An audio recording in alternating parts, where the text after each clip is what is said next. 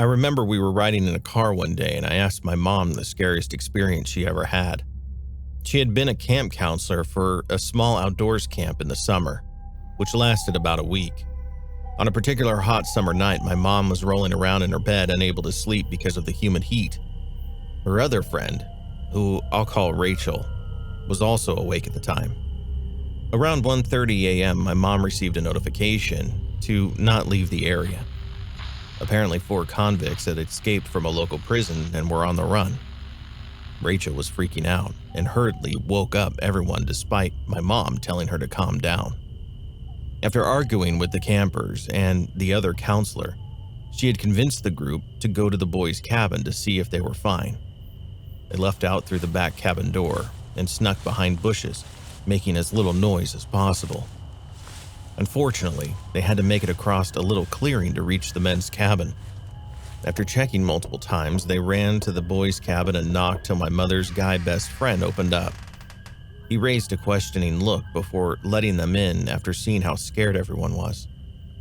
The guy laughed after Rachel said she was scared because of the escaped convicts and reassured her. Around 2 hours later, my mom and everyone headed back to their cabin and fell asleep. The next day, everyone was a bit freaked out, but was sure nothing had happened to them. Until my mom walked around to see the back of the cabin. It seemed someone had scraped the back doors and unsuccessfully tried getting in. She was freaked out by it and went home early. Later, she found out on the news only 3 convicts were captured and has always thought back to that night and wondered what would have happened if they stayed in their cabin. Hello, my name is Joe and I'm 10, from a small farm in Nebraska. I have 2 sisters, Annie and Scarlett, and they're 16. Our farm used to be quite large, but as time went on, people and animals have been taking our crops and littering, but that's besides the point.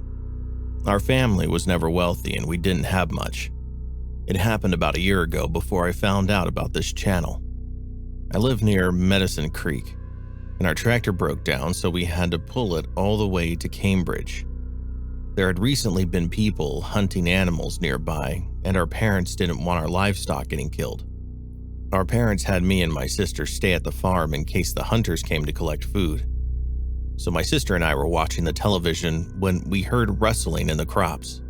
Then our dog, Scout, started barking when the first gunshot went off. I yelled and screamed, but Scarlett put her hand over my mouth. We tried to call the police, but the phone line was out. Damn it. He cut the phone line. Next, the man shot at the window and jumped through. We ran straight upstairs to our bedroom. I saw a glimpse of his face. He was skinny with mildly red eyes and short, black, greasy hair. He pointed the rifle at me but missed. My sister shoved me into the room as she pulled out a knife and ran at the man. Then the most terrifying part. A bullet flew into my sister's arm. She screamed as the man pointed the gun at me. Thankfully, the man fell downstairs as Scout bit a chunk off of his leg. I grabbed the knife, then ran straight at him. I stabbed him 4 times as blood splattered everywhere on the wall. The police showed up eventually because the neighbors saw the commotion. Thankfully, no one was majorly hurt. I just hope that nothing like this ever happens again. My name is Luke. This happened to me in August last year on a Friday. I was 20 at the time. My parents were going out of town for a week. They said I could invite some friends over, so I called my friend Mark. He asked if he could bring his little brother since he was babysitting him. So when they got here, we decided to get pizza. We were waiting for the pizza, so I said, "Hey, do you want to have a sleepover?" He said, "Of course, but my brother's going to have to stay." I told him that was fine. So while we were waiting for the pizza, we were playing video games. And then the pizza arrived and we ate and played more video games. Then we went to bed. He and his brother were sleeping on the floor on a mattress. At 2:30 a.m., he woke me up and said, "I don't feel good. I'm gonna go home." So when he left, I went to pick up the mattress, and I saw a complete man under my bed. I screamed, "Ah!" I ran out of the room and called 911. He woke up from my scream and tried to leave.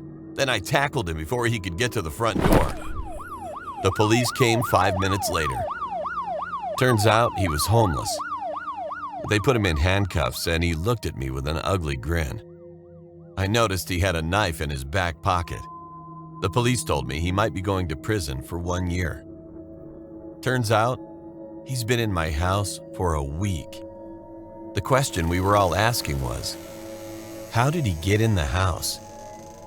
Nobody knows. What scares me the most is that it's been 1 year, and I know he's out on the street now. When my friend got home, he called and told me there was a hobo under my bed, and that's the reason why he left. If he hadn't realized there was a guy under my bed, he would have stayed. And who knows what would have happened.